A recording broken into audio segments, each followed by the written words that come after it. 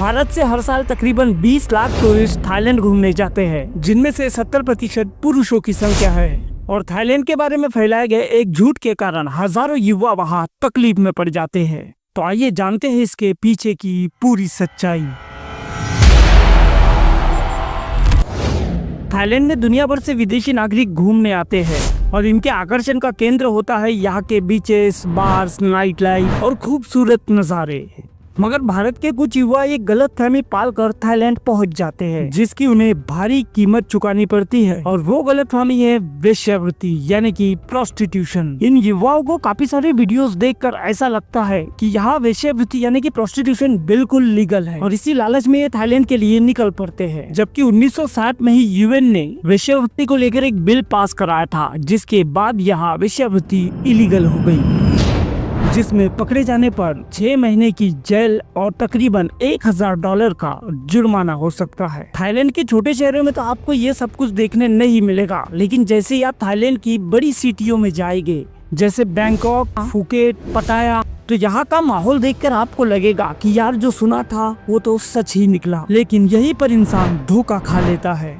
बात करते हैं पटाया वॉकिंग स्ट्रीट की। थाईलैंड घूमने जाने वाला शायद कोई ऐसा शख्स हो जो इस जगह ना जाता हो, और खासकर हमारे युवा।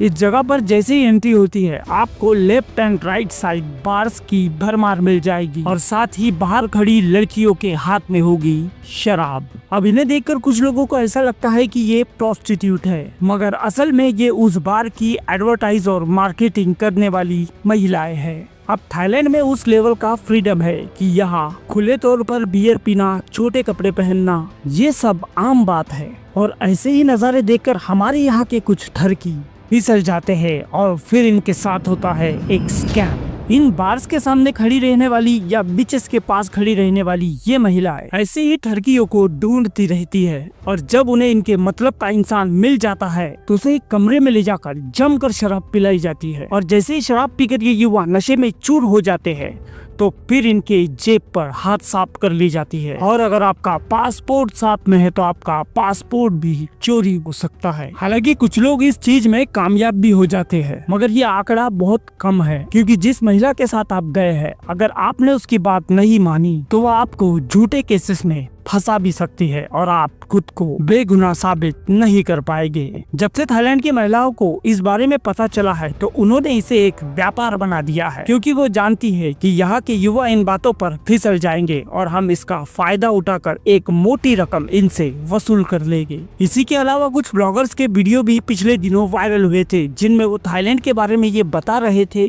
कि यहाँ भारतीय लोगों के साथ कुछ अच्छा व्यवहार नहीं किया जा रहा है, न उन्हें होटल्स दी जा रही है और ना ही किसी और एक्टिविटीज में उन्हें कोई रिस्पॉन्स कर रहा है, जिसकी वजह है कुछ ऐसे लोग जिन्होंने वहां जाकर हमारे देश का नाम खराब किया है। यहाँ के मसाज पार्लर्स में भी सिर्फ मसाज ही होती है, कुछ और सोच कर जाओगे तो बुरे फंस जाओगे। और हाँ, थाईलैंड में प्रोस्टिट्यूशन बिल्कुल इलीगल है, तो अपने मन में कोई भी गलतफहमी पाल कर थाईलैंड का टूर ना करें। मगर हाँ, अगर आप एंजॉयमेंट के लिए जाना चाहते हैं तो थाईलैंड एक बहुत अच्छी जगह है। उम्मीद है आप लोग समझ गए होंगे। वीडियो पसंद आया हो तो लाइक और चैनल को सब्सक्राइब जरूर कर देना। जय हिंद।